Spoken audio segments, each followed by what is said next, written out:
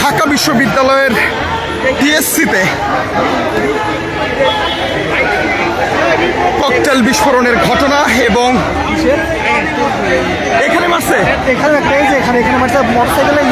এবং দর্শক আপনারা যেমনটি দেখতে পাচ্ছেন ঢাকা বিশ্ববিদ্যালয়ের টিএসসিতে পার্ক করে রাখা একটি বাইকে ককটেল বিস্ফোরণ করেছে দুর্বৃত্তরা এবং এই মুহূর্তে কালের কণ্ঠে খন্দকার আসিফুজ্জামান আপনাদেরকে সরাসরি সংযুক্ত করেছি এবং আপনারা যদি একটু খেয়াল করেন তাহলে দেখবেন যে গাড়ি থেকে এখনো পর্যন্ত তেল পড়ছে।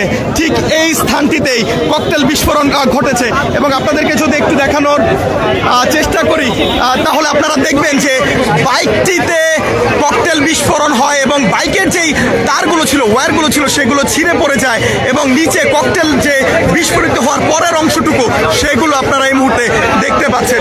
এবং আপনাদেরকে জানিয়ে রাখি আগামীকাল আওয়ামী লীগের যে লকডাউন কর্মসূচি ঘোষণা করা হয়েছে সেই ঘোষণার পর থেকেই কিন্তু রাজধানীর বিভিন্ন স্থানে আমরা দেখতে পেয়েছি ককটেল বিস্ফোরণ, বাসে আগুন এবং বিভিন্ন ধরনের ঘটনা ঘটছে এবং তারই ধারাবাহিকতায় এই মুহূর্তে ঢাকা বিশ্ববিদ্যালয়ের টিএসসিতে পার্ক করে রাখা একটি বাইকে ককটেল বিস্ফোরণের ঘটনা ঘটেছে এবং বাইকের যে ওয়্যারগুলো আছে সেগুলো ছিঁড়ে একদম পানি গড়িয়ে তেল গড়িয়ে পড়ছে, আপনারা সেটি দেখতে পাচ্ছেন।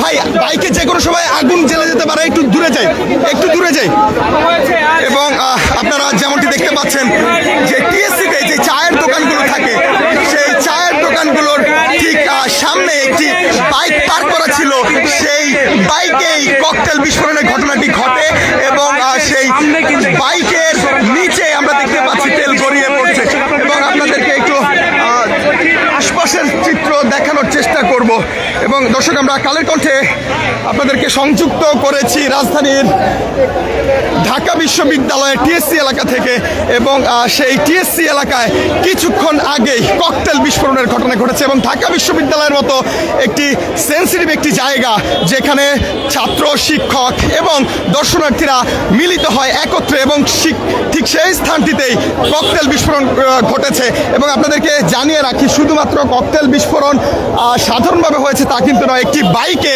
ককটেল বিস্ফোরণ নিক্ষেপ করা হয়েছিল। সেই বাইকের যে ওয়্যারগুলো আছে এবং তেলের যে লাইনগুলো আছে সেগুলো কিন্তু ছিঁড়ে গেছে এবং ছিঁড়ে সে বাইক থেকে আমরা দেখতে পাচ্ছি তেল পড়ছিল এবং সেখানে ইতিমধ্যে ঢাকা বিশ্ববিদ্যালয়ের প্রক্টোরিয়াল টিম, আইন শৃঙ্খলা রক্ষাকারী বাহিনী, পুলিশের সদস্যরা তারা উপস্থিত হয়েছেন এবং পুরো এলাকায় নিরাপত্তা জোরদার করা হচ্ছে এমনটি আমরা দেখতে পাচ্ছি। ঢাকা বিশ্ববিদ্যালয় প্রশাসন, বাংলাদেশ পুলিশ এবং সাদা পোশাকে যারা আইন শৃঙ্খলা রক্ষাকারী বাহিনী রয়েছেন তারা এই মুহূর্তে বিষয়টি তদারকি করছেন এবং আপনাদেরকে যেমনটি আমি সংযুক্ত করে বলার চেষ্টা করছিলাম, ঢাকা বিশ্ববিদ্যালয়ের টিএসসি এলাকায় যেখানে ছাত্র, শিক্ষক, দর্শনার্থী সকলে একত্রে মিলিত হয় ঠিক সেই স্থানটিতেই গুরুত্বপূর্ণ একটি স্থান, ঠিক সেই স্থানটিতেই হঠাৎ ককটেল বিস্ফোরণ এবং ককটেল বিস্ফোরণ করেছে সেটি একটি বাইকে। টিএসসিতে যে চায়ের দোকানগুলো আছে সেই চায়ের দোকানের পাশে একটি বাইক রাখা ছিল এবং সেই বাইকের ঠিক ওয়্যারিংয়ের যে স্থানটি, ইঞ্জিনের যে স্থানটি, সেই স্থানটিতেই ককটেলটি নিক্ষেপ করা হয় এবং আমরা একজন গণমাধ্যম কর্মী সেটি প্রত্যক্ষ করেছেন, আমরা তার কথা শুনবো।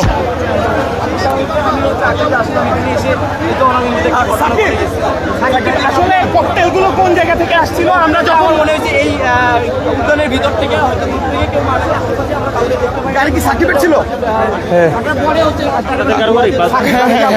আপনার গাড়ি? সাকিব আপনার গাড়ি? কি মনে হচ্ছে? যেমনটি আপনারা শুনতে পাচ্ছেন যে আমাদের নিউজ 24 এর সহকর্মী নাজমুস সাকিবের যেই মোটর বাইকটি রয়েছে সেই মোটর বাইকটিতেই কিন্তু ককটেল বিস্ফোরণের ঘটনা ঘটেছে। নাজমুস সাকিব আমাদের সাথে আছে। নাজমুস সাকিব, আপনার কাছ থেকে জানতে চাই কি হয়েছিল এবং কখন মেরেছিল? আমরা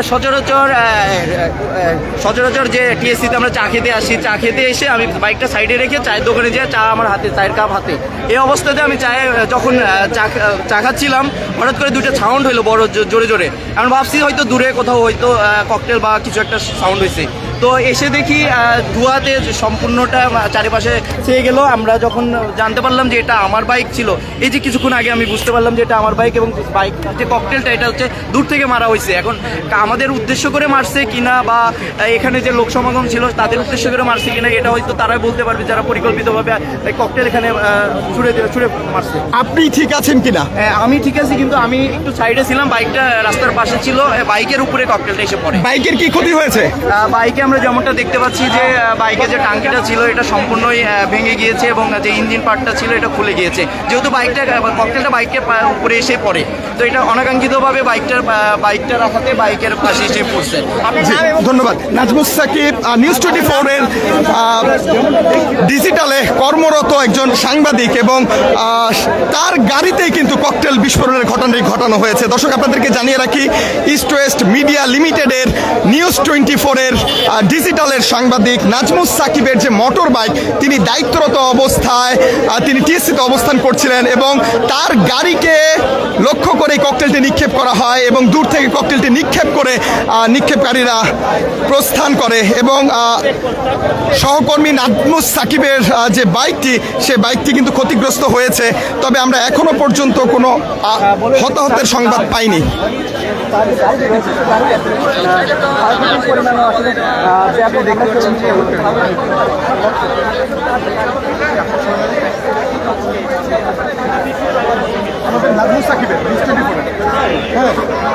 দূর থেকে নেন, দূর থেকে আপনারা যেমনটি দেখতে পাচ্ছেন, ইস্ট ওয়েস্ট মিডিয়া